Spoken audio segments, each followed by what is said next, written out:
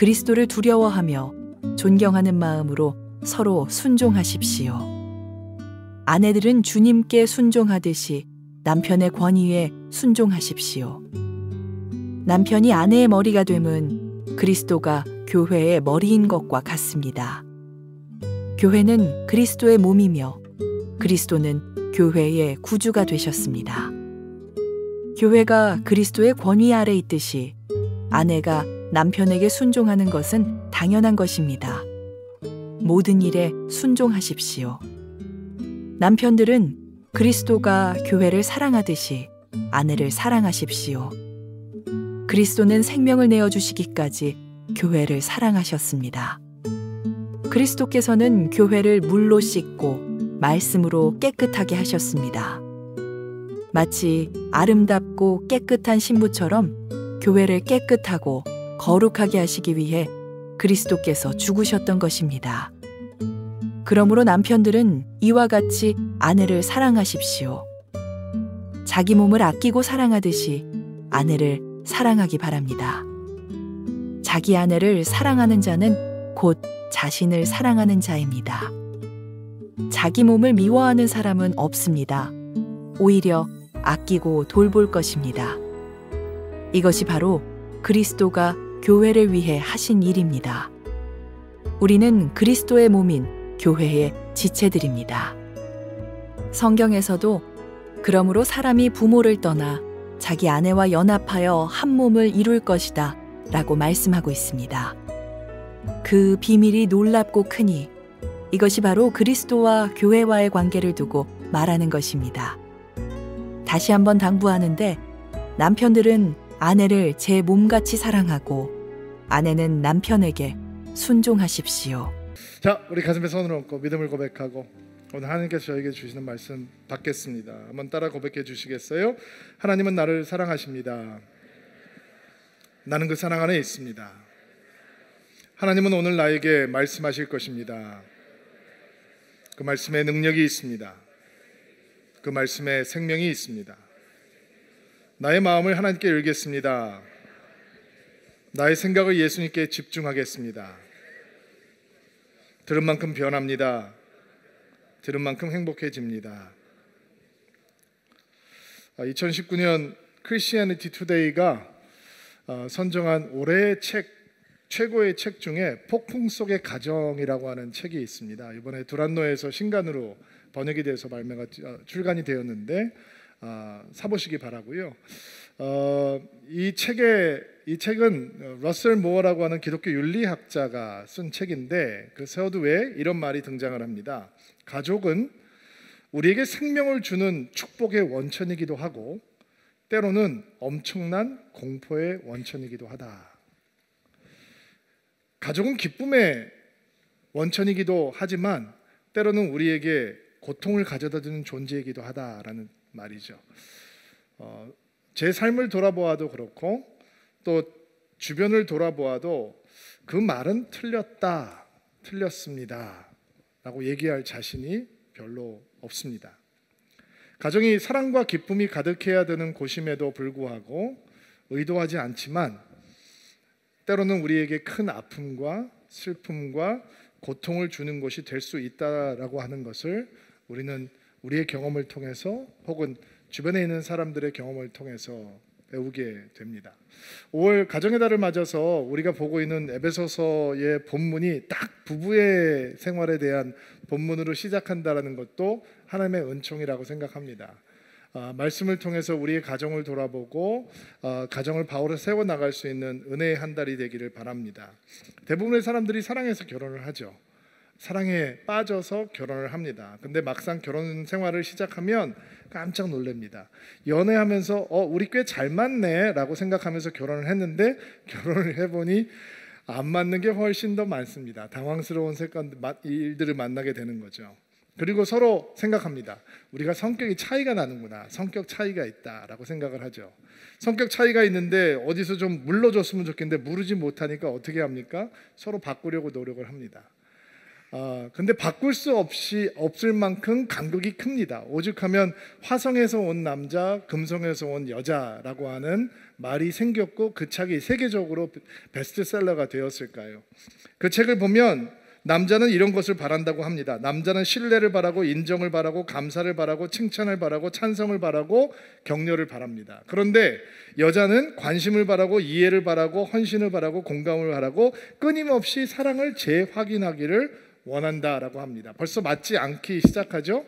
여자들이 남자들에게 왜 화를 내느냐, 화가 나느냐, 남편들이 자신의 감정에 무관심하다라고 느끼기 때문입니다. 그러면 남편들이 자기에게 무관심하다라고 하고 느낄 때는 언제냐? 부탁한 일을 자꾸 잊어버릴 때라고 합니다. 그거 잊어버리지 말라고 자꾸 상기시켜주면 남편들은 그것을 잔소리라고 생각하고 싫어한다고 합니다.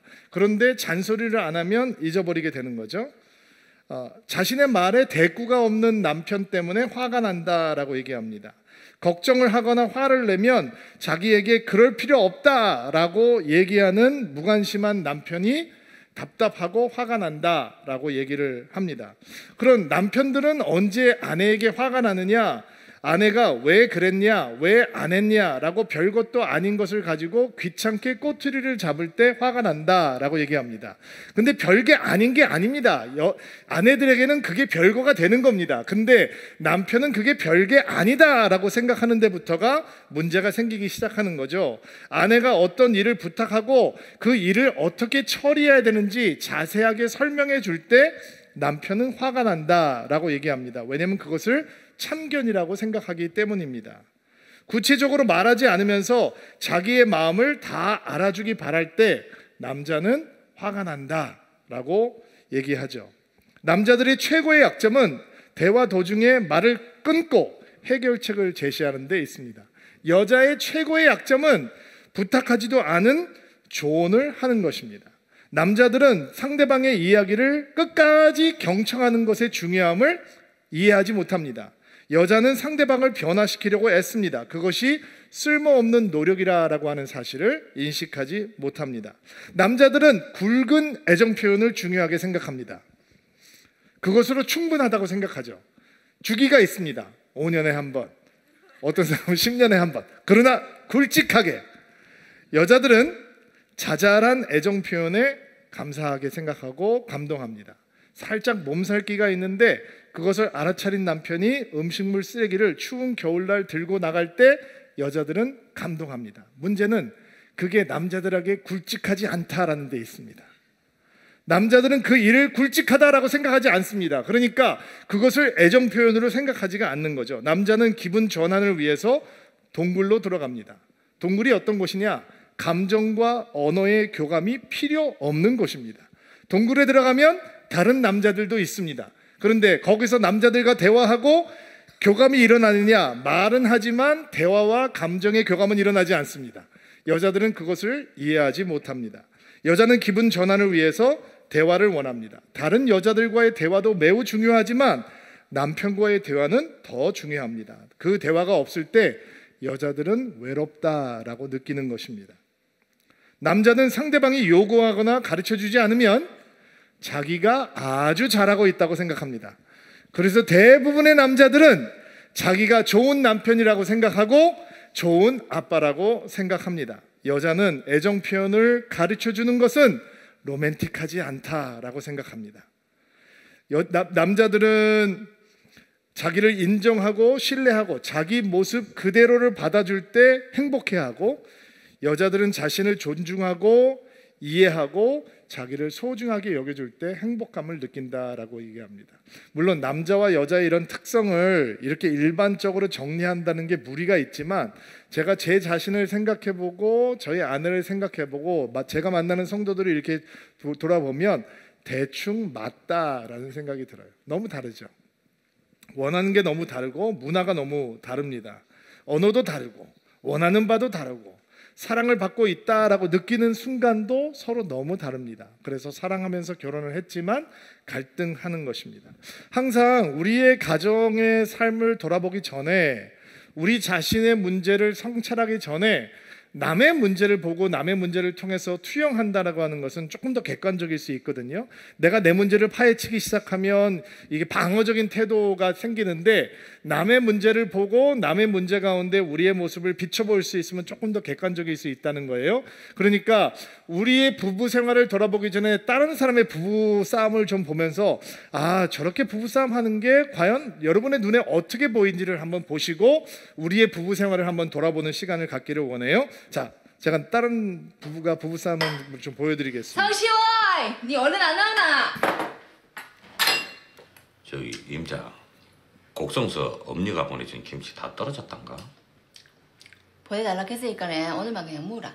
아따, 이거 나 그 김치 없으면 밥 잘 못 먹는 거 암시렁 그래. 오늘만 그냥 먹자고. 그것도 못 참나? 아, 근께로 전화 한 통한 것이 무엇이 어렵다고. 평상시에 저희 안부 전화 한 통씩 꼬박꼬박 했으면 이런 일도 없지. 아이, 그냥 혼자 사시는 우리 엄니한테 전화 통하면 어디 손가락이 똑 부러져 본단가? 아, 그자네. 아, 김치 먹고 싶다 그러면 맛있는 김치 보내줘. 복숭아 닮으면 복숭아 보내줘. 수박 닮으면 수박 보내줘. 봄 되면 고사리 나물 보내줘. 쌀 때 되면 쌀 보내줘. 보리 먹고 싶다면 보리. 아, 작년에는 소고기 먹고 입에 싶다니까. 고다리 달았나? 그만 좀 하라고. 나 같으면 아니는가. 그런 시어머니 없고 살겠네. 없고. 매달 용돈 보낸다 아이가. 엄마, 이 사람 무슨 어디서 돈 얘기여. 세상 전지에 우리 엄니 같은 사람이 없어. 아, 살림 못하는 당신한테 희망까지 잔소리한 거 내가 한날을 못 봤네. 그런 희망동을 엄니가 자식 새끼 먹이려고 보낸 김치 있냐 먹을 때마다 그 김치 보면 내 눈물이. 에이 진짜. 숟가락 놔라 이. 왜? 너가 엄마 집 가서 너가 엄마가 먹으면서 살아라. 와. 너그 엄마? 이 여자 말하는 뻔세 좀 보소. 와요.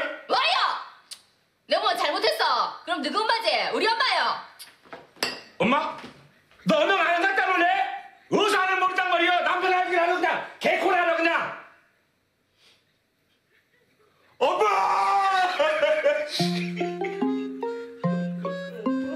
뭐 실입고 했으니까. 야, 엄마!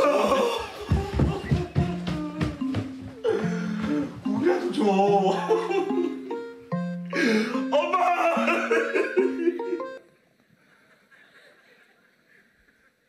때로는 부부가 무거운 이슈들을 만나죠. 정말 심각하고 버거운 이슈들을 만나기도 하지만, 사실은 우리 감정을 이렇게 격하게 만들고 화나게 하고 서로에게 상처 주는 사건들이 이렇게 보면 저렇게 설마 저런 거 가지고 라고, 그런 사건을 통해서 마음이 상하고 부부간의 감정의 골이 깊어지는 것 같아요. 제가 제 삶을 돌아봐도 그런 것 같아요. 저는 25년 됐는데 뭐 때문에 이렇게 다퉜나, 저희 집은 정리전동 때문에 처음에 많이 다퉜던 것 같아요. 저는 총각 때 와이셔츠를 걸어놓으면 옷걸이 간격이 맞아야 되는 사람이거든요. 근데 이제 양말은 그레데이션 컬러별로 이렇게 해서 내가 해달라고 그랬어요? 내가 하는데 왜? 아니 내가 뭐 해달라고 그랬나? 내가 그렇게 산다고요. 딱 못장을 열면 쫙, 서랍 열면 쫙. 저 결혼을 했는데 저희 아내는 옷을 벗으면 땅바닥에 그냥 놓는 스타일이에요. 그래서 저 굉장히 힘들더라고요. 제가 다 걸어주고, 근데 내 옷은 자동이네? 떨어뜨려 놓으면 옷장에 들어가 있네? 그러니까 계속 월요일날, 화요일날, 수요일날 벗어놓는 데가 다 다른 거죠. 그것 때문에 굉장히 많이 다퉜던 것 같아요. 그냥 제가 아무 말 안 하고 그냥 걸어줬으면 되는 건데 항상 잔소리를 하고 이렇게 분쟁이 생기다 보니까, 근데 제가 보니까 그렇게 중요하지 않은 문제 가지고 다투다 보면 쓸데없이 감정에 날이 세워지고 예민해지고 서로에게 상처를 주게 되더라고요. 생각을 하게 됐죠. 제 마음속에 잘못 만났구나. 교환 환불을 좀 해야 되는데 교환 환불을 해주는 것이 없으니 어떻게 할까요? 그 사람을 바꿔야죠. 그 사람의 그 못된 버르장머리를 바꿔서 내 마음에 드는 사람으로 만들어야 되는 거죠. 그래서 어떻게 해요? 싸우는 거죠. 다투는 거예요. 임전무태. 내가 밀리면 나 평생 이거 걸어줘야 된다. 그러니까 다투는 거예요. 근데 여러분 살아보니까 어때요? 다투니까 사람이 바뀌든가요? 잔소리하면 바뀌어요? 바뀌면 좀 알려주세요. 제가 다시 시작하게. 너 코미디 같은 건 어느 날 저희 아이가 집에 자기 방에다가 막 옷을 막 이렇게 해놓고 나갔어요. 그러니까 아내가 그 방에 들어갔다가 그걸 본 거죠. 근데 너무 코미디 같은 사실은 그게 눈에 거슬렸나 봐요. 그래서 사진을 찍어서 저희 딸한테 보낸 다음에 너 당장 들어와서 이거 다 치고 다시 나가, 이렇게 문자를 보냈다는 거예요. 그래서 제가 안방에 들어갔는데 그래서 제가 사진을 찍어서 저희 아내한테 보내고 세상에 이런 사람이 다 있네 이러고서 문자를 보냈어요. 안 바뀌어요. 안 바뀌는 거예요. 여러분, 우리가 부부간의 갈등을 하면서 어떻게 생각을 해요? 저처럼 잘못 만났구나 생각하는 사람들이 얼마나 많아요. 근데 말부터 바꿔야 돼요. 오늘 잘못 만난 게 아니고요, 잘못 살고 있는 거예요. 이런 건 좀 써놓으셔야 되는데. 잘못 만난 게 아니라 잘못 살고 있는 거예요. 우리가 가정이 우리에게 버겁고 힘들고 지겹고 고통스럽다면, 배우자를 생각할 때 우리에게 버겁고 힘들고 지겹고 고통스럽다라고 하는 마음이 추워라도 있다면 우리는 잘못 만난 게 아니라 잘못 살고 있는 거예요. 그러면 어떻게 살아야 되는가? 그 비밀이 오늘 우리가 보고 있는 에베소서 본문에 나와 있는 겁니다. 그 신비의 길을 배울 수 있는 은혜가 있게 되기를 바랍니다. 21절 말씀 한번 볼게요. 21절 말씀 한 목소리로 한번 읽어주세요. 시작. 그리스도를 두려워하며 존경하는 마음으로 서로 순종하십시오. 자, 가정을 향한, 부부를 향한 하나님의 디자인, 교회를 만드신 분을 계시니까, 하나님께서 교회를 만드셨으니까 교회는 하나님의 방법대로, 하나님의 디자인대로 가야 되는 거죠. 그 가정도 하나님께서 만드셨으니까 가정도 하나님의 디자인대로 움직여야 되는 거예요. 그 디자인의 출발이 어디냐? 그리스도를 존경하고 두려워하는 마음, 즉 예수님을 경외하는 마음으로 서로에게 순종하십시오 라고 하는 것이 출발이라는 거예요. 이거를 이해하지 못하면 성경을 오해하고 하나님의 아름다운 가정을 향한 디자인을 우리랑 안 맞는 거라고 그냥 버려버리게 되는 거죠. 부부의 출발은 하나님을 경외하는 거예요. 행복한 부부 생활의 출발은 예수 그리스도를 경외하는 것으로부터 출발한단 말이에요. 예수 그리스도를 경외한다는 게 뭐예요? 그분이 머리가 되시고 그분이 주인이 되시고 그분이 주님이 되신다라고 하는 것을 인정하는 거잖아요. 그것은 이상한 선택이 아니죠. 남편보다 아내보다 예수님이 먼저라는 거예요. 그분께서 우리 가정의 중심에 계시면 우리의 가정은 하나님의 가정으로 출발할 준비가 되어 있다라는 것이죠. 그분이 머리시니까 우리는 그분에게 순종해야 되는 것이고, 그분을 따라야 하는 것이고, 그분을 인정해야 하는 것이고, 그분을 따라가고 순종하고 인정하는 삶은 절대로 굴욕적이고 비참할 수가 없다는 거예요. 오히려 기쁨이고 우리에게 행복의 근원이 된다라는 것입니다. 마찬가지로 서로에게 순종하는 삶도 굴욕적이지 않아요. 이 서로에게 순종하십시오라고 하는 그 단어가 영어를 보면 submitting이라고 하는 단어를 썼거든요. obey라고 하는 단어로 번역을 하지 않고 submit한다라고 하는 단어로 번역을 했어요. 이게 뭐냐면 기쁜 마음으로 누군가의 밑으로 들어간다라고 하는 의미를 가지고 있는 거예요. 스스로 자신을 낮추고 누군가의 밑으로 들어간다. 그러니까 그 submit이라고 하는 단어는 질서 안에 자기를 둔다라고 하는 의미를 가지고 있는 거죠. 어떤 질서예요? 하나님께서 가정에 세우신 질서. 그 질서는 뭐예요? 먼저 예수님께 순복하는 거예요. 예수님의 영적인 리더십에 순종하는 거예요. 그 순종하는 것을 배우지 못하면 서로 순종하는 것을 배울 수 없는 거예요. 그러니까 우리가 아내가 남편에게, 남편이 아내에게 어떻게 서로 순종하는 것을 배우느냐? 그리스도께 순종하듯이 서로에게 하나님의 질서 안에 자기를 낮추고 서로를 섬기고 순종하는 기본 원리가 하나님께서 세우신 가정을 만들어가는 가장 기본적인 원리라는 거예요. 그러면 여러분, 사랑의 언어라고 하는 책을 아시죠? 사랑의 언어가 있죠? 그럼 하나님께서 우리 아내들에게 그리고 남편들에게 다른 사랑의 언어를 주셨어요. 그러면 아내가 하나님의 가정을 세워가기 위해서 배워야 되는 사랑의 언어는 무엇이냐? 22절부터 24절 자매님들만 한번 읽어볼게요. 시작. 아내들은 주님께 순종하듯이 남편의 권위에 순종하십시오. 남편이 아내의 머리됨은 그리스도가 교회의 머리인 것과 같습니다. 교회는 그리스도의 몸이며 그리스도는 교회의 구주가 되셨습니다. 교회가 그리스도의 권위 아래에 있듯이 아내가 남편에게 순종하는 것은 당연한 것입니다. 모든 일에 순종하십시오. 자, 여러분 혹시 마음이 좀 불편하신가요? 서로 순종하라라고 했을 때는 아멘. 근데 다시 돌아서서 근데 아내들이 배워야 되는 사랑의 언어가 있습니다. 창조의 원리가 있습니다. 남편에게 그리스도께 순종하듯이 순종하십시오. 예수님께서 교회의 머리 된 뜻이 가정의 리더는 남편입니다 라고 하면 비현대적인 사상이라고 여러분 거부하시겠습니까? 너무 흥미로운 사실은 22절은 동사가 없어요. 헬라어에는, 원래 성경 원어에는 동사가 없으면 어떻게 해석을 하느냐, 21절과 연결이 되어 있는 거예요. 21절에 순종하라 라고 하는 동사가 등장을 하고 그 동사가 22절의 말씀도 연관이 되어 있는 거죠. 그러니까 우리가 그리스도께 순종하고 서로에게 순종하는 것이 마땅한 것처럼 아내들이요, 당신들이 배워야 되는 사랑의 언어는 그렇게 남편에게 순종해 주는 것입니다. 절대로 남편이 잘나서가 아니죠. 성경은 어디에도 남편이 더 존귀하다, 남자가 더 존귀하다, 중요하다라고 하는 얘기를 하고 있지 않아요.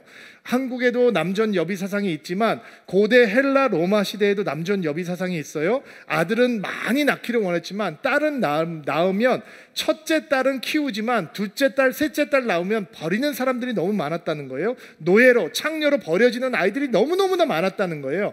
근데 이렇게 남전 여비 사상이 있던 문화권인데도 불구하고 바울은 뭐라고 얘기하고 있어요? 남자와 여자가 하나님 앞에서 존귀하고 동등하다라고 하는 성경의 원리를 다시 주장하고 있는 거예요. 그러나 가정에서 아내가 배워야 되는 사랑의 언어는 남편의 영적인 리더십을 순종하고 따라가 주는 것이다 라고 하는 하나님의 가정 원리를 가르쳐주고 있는 것이죠. 여러분, 아담과 하와가 사단의 꼬임에 넘어가서 죄를 짓잖아요.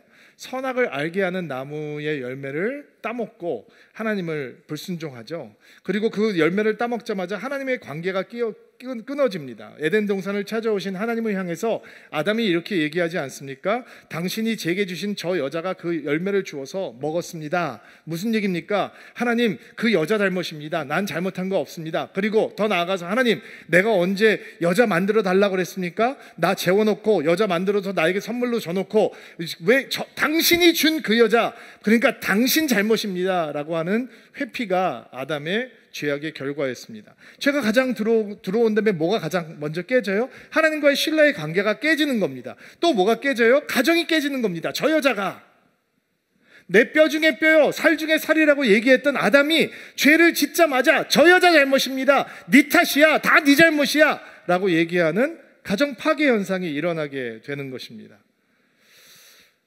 여러분 한번 생각을 해보세요. 하나님께서 아담을 주시고 마음껏 인조해라 라고 말씀하시죠. 근데 거기에 한 가지 계명을 또 거셨어요. 창세기 2장 16절부터 17절 말씀 같이 한번 한 목소리를 읽어볼게요. 시작. 여호와 하나님께서 그 사람에게 명령하셨습니다. 너는 동산에 있는 모든 나무의 열매를 마음대로 먹어라. 그러나 선악을 알게 하는 나무의 열매만은 먹지 마라. 만약 그 나무의 열매를 먹으면 너는 반드시 죽을 것이다. 천지 창조를 하시고 에덴 동산에 사람을 두시고 하나님께서 이렇게 말씀하시는 거예요. Enjoy it. 마음껏 즐겨라 아담아. 근데 한 가지만 약속해줘. 선악을 알게 하는 나무가 있는데 그 나무는 절대로 따먹으면 안 돼. 그 열매를 먹으면 너는 죽게 될 거야. 그러니까 절대로 먹지 마. 이렇게 약속을 걸어 놓으시는 거예요. 그러면 하와를 만드신 다음에는 하와를 데려다 놓으시고 하와야 enjoy it. 마음껏 즐겨라. 근데 한 가지 약속은 지켜줘. 이렇게 설명을 하신 게 아니고 하와에게는 이 사실을 누가 설명을 해야 되는 것이냐? 남편이 설명을 해야 되는 거죠. 그러니까 하나님의 창조 원리, 부부를 창조하시고 가정을 창조하시는 원리는 남편이 여보 하나님께서 이것을 다 우리를 위해서 주셨어. 우리는 얼마든지 즐거워하며 인조이 할 수 있어. 근데 약속이 하나 있거든. 이 열매는 먹으면 안 돼. 이 말에 순종해야 하는 거죠. 여자가 살 길은 남편의 말에 순종함으로 하나님께 순종하는 거예요. 이게 영적인 원리인 거예요. 남편은 어떤 존재해야 되느냐? 하나님의 말씀을 전해주고 하나님의 약속을 상기시켜주고 하나님의 축복을 전해주는 대상이 되어야 되는 거예요. 근데 사단이 오네요. 사단이 하와를 꼬시네요. 유혹하네요.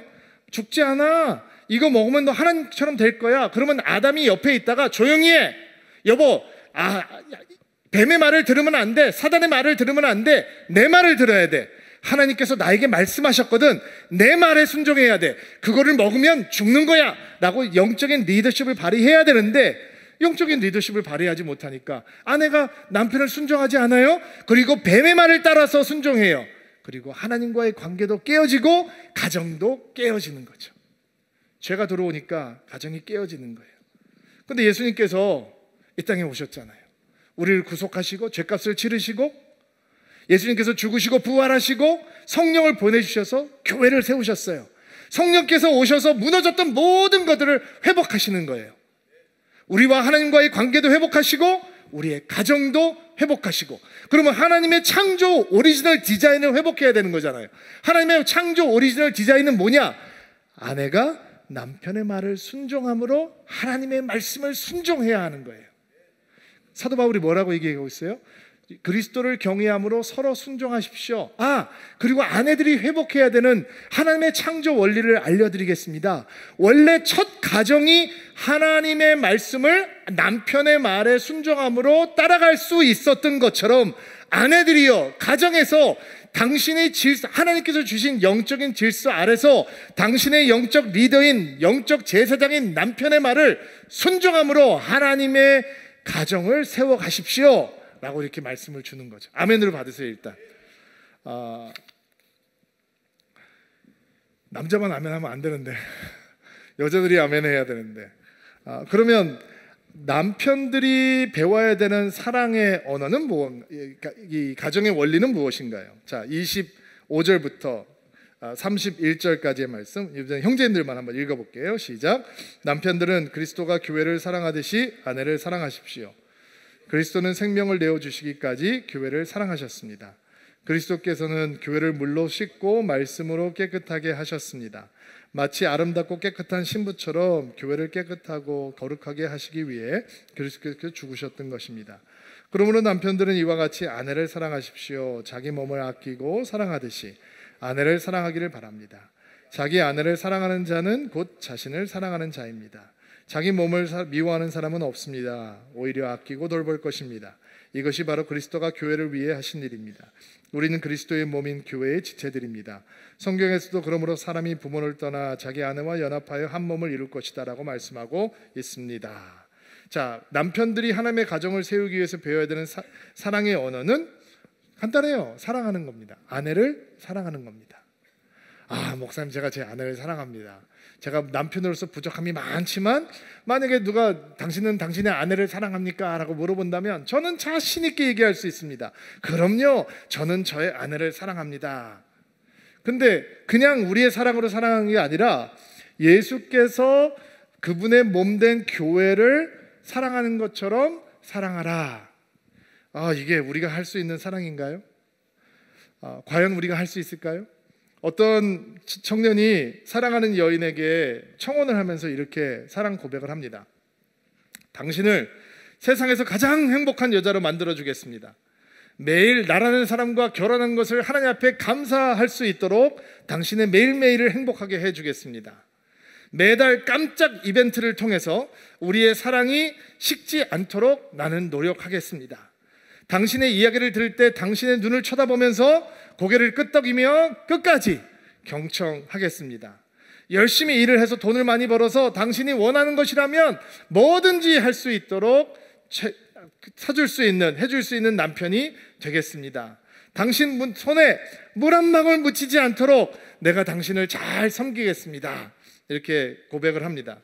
여자가 듣다 보니까 뻥이거든요. 그러니까 이렇게 말을 합니다. 근데 나는 그런 거 다 필요 없고 그냥 한 가지만 해주면 돼. 내가 비위가 좀 약하거든. 그러니까 음식물 쓰레기하고 싱크대 청소만 매일 저녁에 해주면 돼. 그 얘기를 듣자마자 남자가 표정이 굳어지면서 근데 그건 좀 곤란한데 라고 이게 우리 사랑의 수준이 있죠. 남자들 사랑의 수준이, 자매님도 속지 마세요. 그 정도인 거예요. 여러분 형제님들, 우리 인정해야 합니다. 우리가 아내를 사랑한다라고 얘기합니다. 근데 그 사랑이 매우 이기적입니다. 철저하게 자기 중심적입니다. 제가 저희 막내 얘기하면서 야구장 얘기한 적 있지 않습니까? 여러분 꼭 기억하세요. 제가 저희 막내를 제 야구장 가는 파트너로 삼으려고 유치원 때부터 야구장을 데리고 다니거든요. 근데 야구 게임이 짧아도 3시간입니다. 9회까지 다 보고 나오면 4시간입니다. 그 아이가 얼마나 지루하겠어요. 근데 한 번도 가기 싫다는 얘기를 하지 않습니다. 작년에 고백을 하더라고요. 아빠, 사실은 내가 야구장 가는 걸 별로 그동안 좋아하지 않았어. 근데 아빠가 좋아하니까 가주는 거였어. 근데 오늘은 야구가 좀 재밌네. 여러분 3년 반을 4년을 야구장을 따라오면서 한 번도 재미있다고 생각하지 못했답니다. 근데 그 아이가 왜 야구장을 따라올까요? 아빠를 사랑하기 때문에 따라오는 겁니다. 여러분 교회 안 다니는 남편들이 아내가 교회 가자 그러면 싫다고 한답니다. 그거 사랑 아닙니다. 속지 마십시오. 아내가 좋아하는데 가서 1시간 반만 옆에 앉아 있어주고 같이 예배드리면 아내가 행복하다는데, 물론 영적이 있다는 거 이해합니다. 아내가 마트 가자라고 하는데 안 가주는 남편 나쁜 남편이죠. 아내가 음악회 가자 그러는데 나 거기 가면 졸려. 그거 안 따라가면 그거 별로 별 볼 일 없는 남편이죠. 그런 것처럼 교회도 못 따라와 주는 남편, 그 사랑은 유치원 아이의 사랑보다도 성숙하지 못한 철저하게 이기적인 사랑인 겁니다. 그게 사람의 사랑인 겁니다. 속지 마십시오. 우린 연애는 좀 할 줄 압니다. 로맨스는 좀 압니다. 근데 우리는 사랑은 잘 모릅니다. 제가 돌아보면 오늘 우리 아내가 한국에 없다는 사실이 얼마나 감사한지 자신만만하게 설교를 할 수 있어서. 여러분 인간의 사랑이, 남자의 사랑이 이기적이다 보니까 우리는 이런 말씀하면서 이렇게 생각하죠. 예수 그리스도께서 교회를 사랑하신 것처럼 사랑하십시오. 남자들은 이렇게 생각합니다. 그렇게 사랑할 수 있는 사람이 누가 있어? 목사님도 못해. 내가 예수야? 어떻게 내가 예수님께서 교회를 사랑하신 것처럼, 그럼 죽으란 얘기인데 나는 못해. 이렇게 생각을 하죠. 그래서 또 성경이 남자가 얼마나 이기적인 걸 알기 때문에 또 피할 수 없는 말씀을 주시는 겁니다. 교회를 사랑하신 것처럼 사랑하십시오. 또 당신의 몸을 사랑하는 것처럼 사랑하십시오.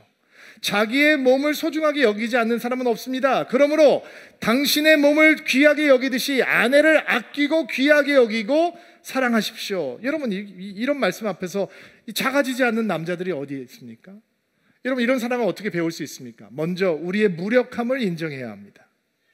우리가 그런 사랑을 할 수 없다라고 하는 것을 인정해야 합니다. 내가 스스로 그것을 할 수 있다라고 생각하는 영적인 어리석음에 빠지지 말아야 합니다. 나는 지금도 스스로 잘하고 있다라고 생각하는 영적인 교만함도 버려야 합니다.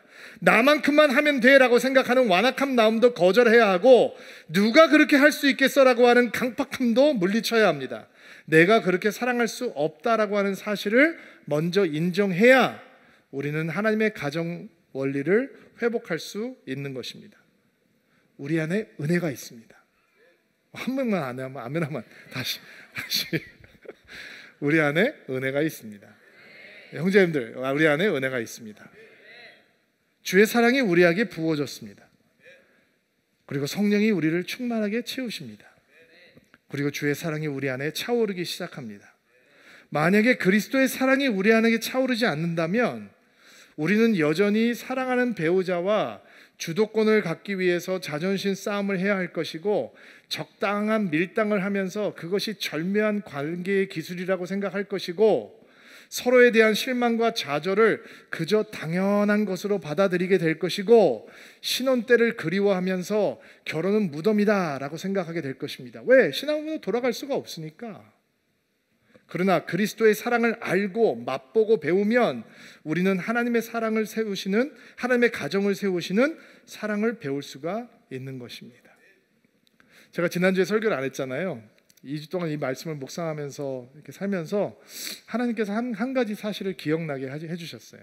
제가 신 목사님하고 이 얘기를 나누면서도 신 목사님이 제 얘기를 듣다가 진짜 너는 하나님의 은혜 때문에 사는구나 라고 얘기를 했는데, 제가 가끔 가정에 대한 간증을 하면서 저희 어머님들에게 받았던 상처에 대한 이야기를 하잖아요. 제가 이제 아버님이 이혼을 하시고 저희 친어머님이 이제 미국에서 사셨는데 크리스마스 때 같은 때가 되면 커다란 박스에다가 선물을 이렇게 담아서 한국으로 보내주세요. 그러면 이제 저희 아버님께서 술이 거나하게 취하셔가지고 그 선물 박스를 가지고 들어오시는 거예요. 그럼 저희 새어머님은 아주 너무 기분이 나쁜 거죠.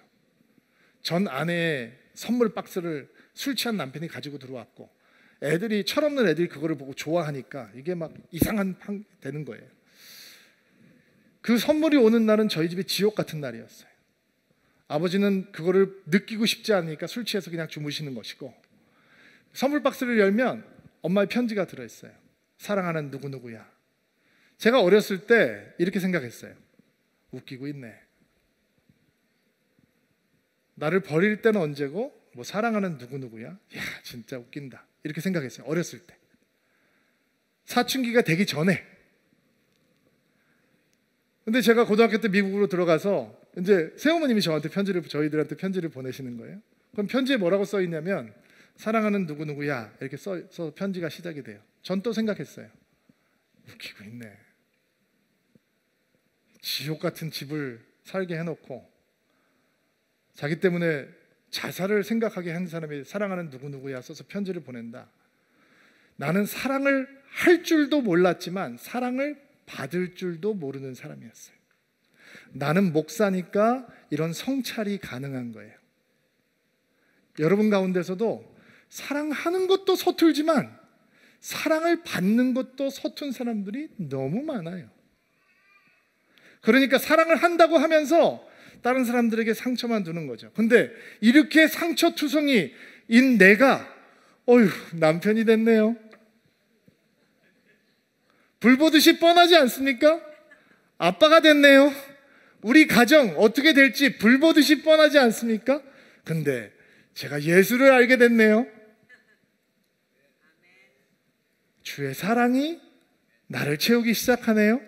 나는 사랑을 할 줄도 모르고 사랑을 받을 줄도 모르는 사람인데, 그래서 결혼을 하고 잘못 만났구나, 내 아내를 바꾸려고 내 아내를 사랑스러운 존재로 만들어 보려고 그렇게 싸우고 다투고 눈물을 흘리고 좌절했는데 소망이 내 안에 없더라고요. 내 아내 안에도 없더라고요. 내 아이들 안에도 없더라고요. 근데 예수 안에 소망이 있더라고요.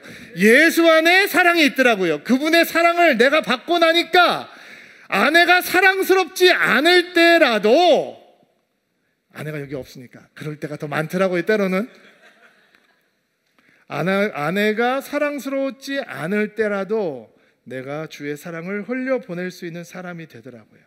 사실 여러분, 부부 생활을 하면서 우리 배우자가 사랑스러울 때는 예수님의 사랑이 우리 안에 들어와 있는지 안 들어와 있는지 확인이 잘 안 돼요. 근데 상대방이 미워 보일 때, 잠자는데 꼬집어주고 싶을 때, 가나다가 소금 확 뿌리고 싶을 때, 이럴 때 주의 사랑이 내 안에 들어와 있다라고 하는 것을 확인할 수 있어요. 포기하지 않고 그를 끝까지 사랑할 수 있는 거죠. 하나님의 가정의 원리는 50% 사랑하고 50% 사랑받아서 100을 만들어서 완성되는 게 아니고요. 남편들 잘 들으세요. 끝없이 포기하고 끝없이 희생하고 끝없이 양보하고 100을 주고 0을 받아도 괜찮다라고 선포하는 거예요. 그게 예수께서 우리에게 보여주신 사랑이잖아요. 그것이 남편들이 회복해야 되는 사랑이에요. 가장 남자다운 것은 예수님께서 교회를 사랑하신 것처럼 아내를 사랑하고 섬기는 영적인 제사장, 영적인 리더가 되는 거예요. 이것이 남편들이 배워야 되는 하나님의 가정 원리예요. 32절 보세요. 한번 읽어주실래요? 시작.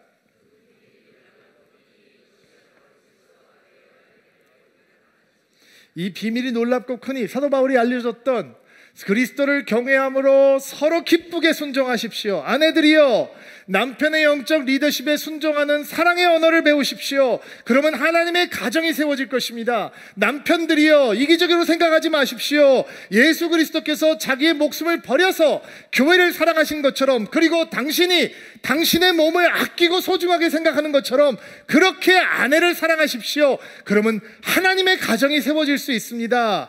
이것이 비밀이라는 거예요. 시크릿이 아니라, 감추어지는 비밀이 아니라 미스터리, 풀 수 있는 비밀이라는 거예요.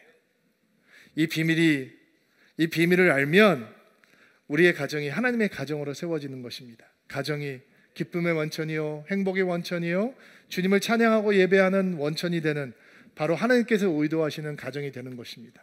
이런 축복이 오늘 함께 예배하는 여러분들에게 함께 하기를 주의 이름으로 축복합니다. 같이 한번 일어나시겠어요? 자, 부부가 함께 예배를 드리고 계시다면 손을 잡으시고요, 나머지 분들은 가슴에 손을 얹고 안수하십시오. 여러분을 위해서 축복하겠습니다. 하나님, 오늘도 주의 말씀을 아멘으로 받습니다. 하나님께서 가정을 만드셨기에 하나님의 가정은 하나님의 디자인을 따라갈 때만, 하나님의 원리를 따라갈 때만 세워질 수 있음을 믿음으로 고백합니다. 부부가 서로 사랑함으로 기쁜 마음으로 예수 그리스도께 순종하듯 서로에게 순종하며 순복하는 아름다운 가정 되게 하옵소서. 아내들에게 사랑의 언어를 가르쳐 주옵소서. 예수 그리스도의 영적인 리더십을 기쁘게 순종하고 따라가듯이 남편의 영적인 리더십을 기쁘게 순종하고 따라가는 아름다움이 있게 하옵소서. 남편들을 예수님의 이름으로 축복합니다. 예수 그리스도께서 몸을 버려 교회를 사랑하셨듯이 아내를 위해서 희생하며 양보하며 포기하며 사랑하는 것을 배우게 하옵소서. 우리의 몸을 스스로 사랑하듯이 남편들이 아내를 사랑하고 아끼는 주의 사랑을 배울 수 있도록 은총을 베풀어 주옵소서.